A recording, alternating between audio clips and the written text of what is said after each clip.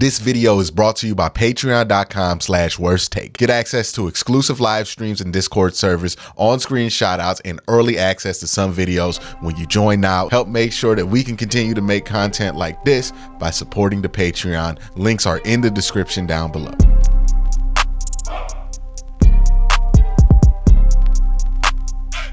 The Browns season has come to what feels like a premature ending, but like there are so many different ways that you can view this, because it's arguable that the Browns were lucky to even be in this position to begin with. But the Browns season comes to an end today. And we'll talk about what happened on the field for sure. And we're going to start with what happened on the field. So I don't think this is a game where you can 100% blame one entity. At the beginning of this game, the defense was not playing up to the standard that we expected them to play at.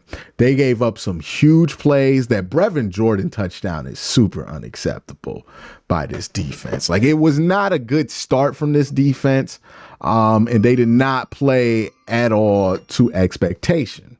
So 100%. Some blame does go to the defense. I thought Ronnie Hickman had a rough day. He looked like an undrafted free agent. Greg Newsome had a rough day as well. Like, the combination of him and Ronnie Hickman got picked on a lot. And I thought that, you know, there were guys that you could have helped better of. Like, I think the whole defensive line could have played better, including Miles. Miles didn't get double teamed as much today. Still didn't make the same amount of plays that you would expect him to make.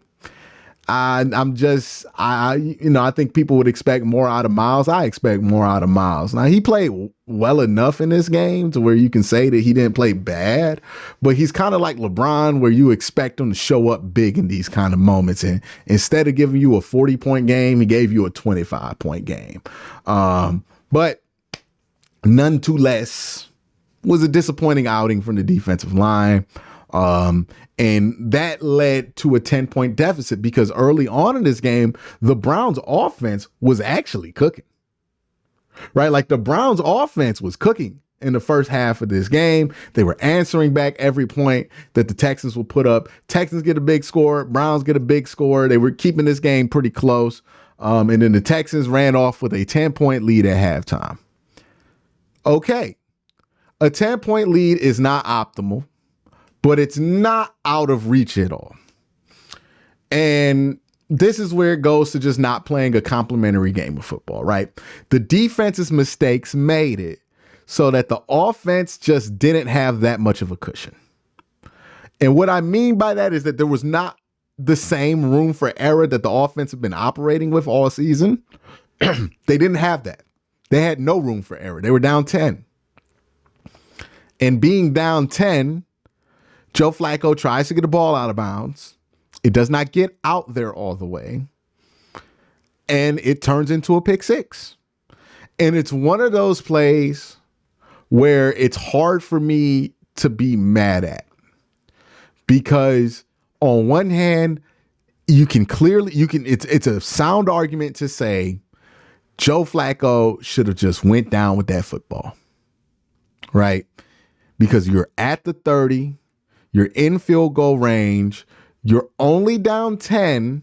And if you get a field goal, it's back to a one-score game, and your defense just stopped the Texans' offense coming out of halftime. Like, you felt good about your chances at that point. You were at the 30. You didn't have to try to make a play there or even try to get it out of bounds. You could have took the sack.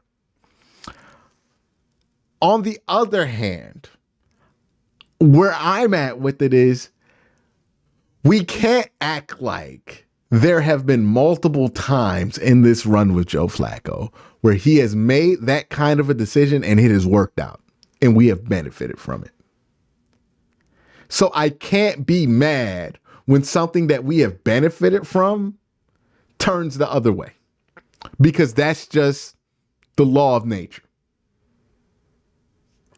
And unfortunately, a decision that had bailed the Browns out in tough moments in previous games turned into a disaster. And then disaster turned into death because the Browns start driving again. They get to a 4th and 3. It's routine. The Browns have hit that stick route to the tight end almost every game on a 3rd and short or a 4th and short, and it's converted. And Harrison Bryant had been having a good game. Joe Flacco throws it to Harrison Bryant. He locks in on him. It's a little bit telegraphed, and it gets turned into a pick 6. Now a game that we were looking at with a field goal turning into a 1-score game or potentially a 3-point game suddenly has turned into a 24-point deficit. At that point, the game's kind of out of hand, and all ish broke loose. Now, I know this is something I talked about at the beginning of the game. And one thing I do want to point out before I get into like how we should feel about this and everything else. One thing I do want to point out is JOK is the only person, JOK and maybe David Bell, but JOK and Harrison Bryant for the most part. Those 3 people, they are exempt from any kind of anger that you're going to have. Those 3 people deserve none of your smoke because JOK was like dominant today. Unfortunately, it didn't matter. And the same thing can be said about Harrison Bryant and David Bell, as surprising as that sounds, at points in this game. So those are 3 people that I'm going to say, hey, they played well. Leave them alone. The issue, well, one of the things I want to talk about before this game, and one of the things I talked about in the video before this game, is there's a lot of excitement in there. And excitement is energy. And the problem with energy is that it's 100% efficient. And that if you are very excited, it's real easy for that excitement to turn into anger.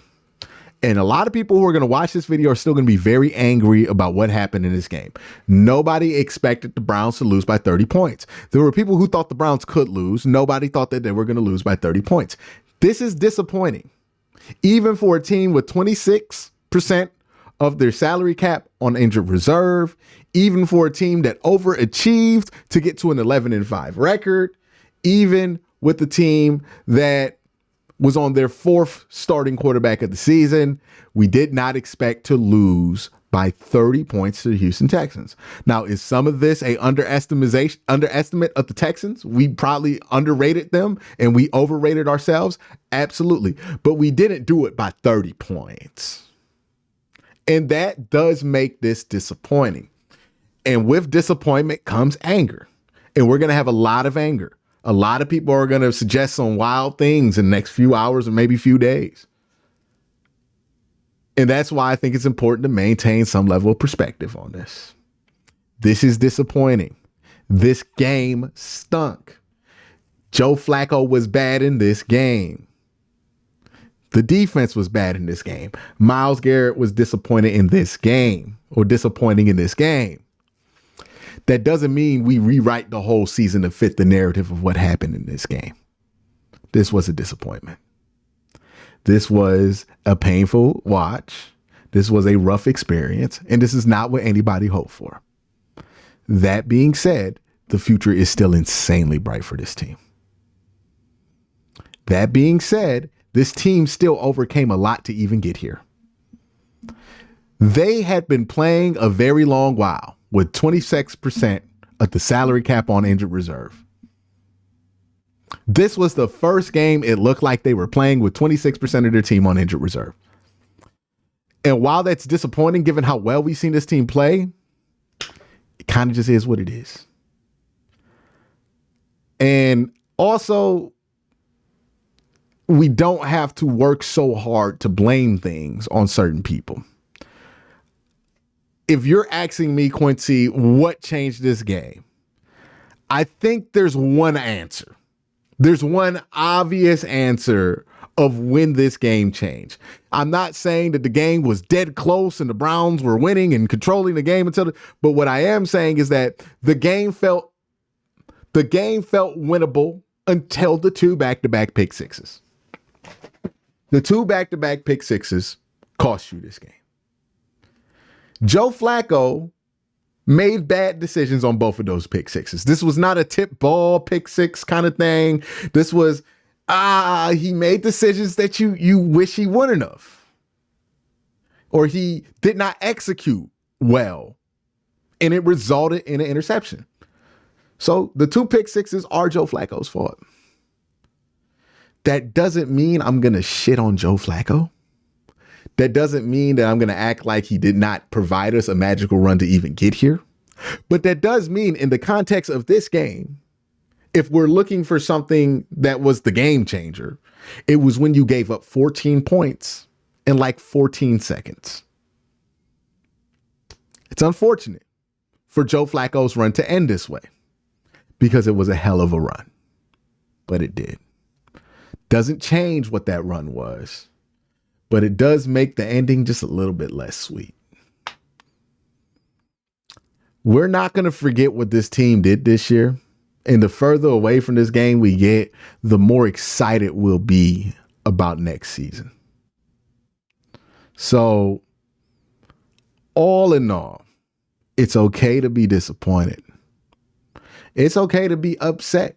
It's okay to be angry. And it's okay to feel those emotions. Some of y'all might have cried at some point during this game because maybe your dream got crushed. And that's okay. Ultimately, we are fans of these teams because these teams give us something to feel things about. Whether those things are anger, whether those things are in excitement, or whether those things are sadness in the moment. We root for sports teams. We watch our favorite shows. We go to our favorite movies or our favorite comic books or whatever it is that we do because we want to feel things. Humans are emotional. We want to feel feelings. And the Browns, they're not making you feel good things right now. But this pain that you're feeling today can be exactly why, if they exceed that, well, if they play well next year and they win a playoff game next year, why that victory will feel even sweeter. So it didn't pay off today. You didn't get the big payoff today. It's unfortunate. But this team's still very good. And look, I know there's going to be all kind of hot takes for the next couple of days while it's still okay to be super reactionary about this on why the Browns should fire this coach or why they need to re-coordinate this staff or they need to get rid of this player or whatever it is. I think all those takes are wrong. The Browns don't need to fire the coach. The Browns don't need to reorganize their offensive coaching staff. They could stand to add more like different passing concepts and stuff like that in there. But that's more about the transition for Deshaun Watson than anything that happened today. But they don't need to be super reactionary about any long-term decisions about what happened in this game. They don't. There's no reason to be reactionary about this. At the end of the day, I trust that Kevin Stefanski is going to have more good days in him. At the end of the day, I trust that Jim Schwartz is going to have better days in front of him. I trust that Greg Newsome probably going to play some better games than he played today. I trust that Myles Garrett probably going to have better days than he had today. I trust that all those players are going to have good games. It was not for us today. But that doesn't mean our days are out. It's going to be a tough grind. You play in the AFC North. You're going to have to reload next year and get back to it. But hopefully next year you have Nick Chubb. But hopefully next year you have consistent quarterback play from a very expensive quarterback. Hopefully next year you have healthy offensive line play. And who knows, you might draft another offensive lineman. Hopefully next year you have better backup running backs to complement Nick Chubb. Hopefully next year, hell, you might even improve at safety. You might even get better at corner. Got a whole offseason ahead of you. And I'm not just being hopeful with the Cleveland Browns. I'm expecting. Because this is a team that achieved 11-6 and a 5 seed in the NFL playoffs through more injuries, more things that got in their way to any other NFL team. in a locker room like that, in a team like that, doesn't just go away because they have a bad game. They'll be back next year. Trust and believe that. And when they are, they will have victories, and those victories will taste sweet. And they will taste even sweeter because you had to feel what you felt today. Browns are still a good team. They're going to play well next year. I'm going to have ton of content in the offseason. I'm even going to be at the Senior Bowl, so we're going to get a close upfront look at some of the prospects that the Cleveland Browns might bring in. We're going to do the thing. But the same way, if the Browns would have won the championship today or went to the next round today, the same way we're going to turn that page into the next thing is the same way after this loss. We're going to feel what we feel. And now we're going to turn that page and move on to trying to dominate next year. That's my thoughts. I appreciate y'all for rocking with me during the regular season. I hope y'all join me in the off season. Everybody have a great day. Have a better night. Peace.